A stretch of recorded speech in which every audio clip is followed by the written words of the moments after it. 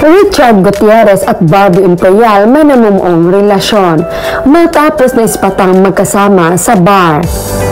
Usap-usapan ngayon sa social media ang kapamilya stars na sina Richard Gutierrez at Barbie Imperial. Ito ay matapos kumalat ang video kung saan spotted silang magkasama. Ilang customer umano na nasa lugar na ang kumuha ng video ng dalawang celebrity. Kuha umano ito sa birthday party ni Jenny Quezon, asawa ni Bandolph, sa isang gastropub sa Alabang, Muntinlupa, nitong Sabado, January 6, 2024. Makikita ang magkatabi sa isang mesa sina Richard at Barbie Imperial at may pagkakataon na nagbubulungan.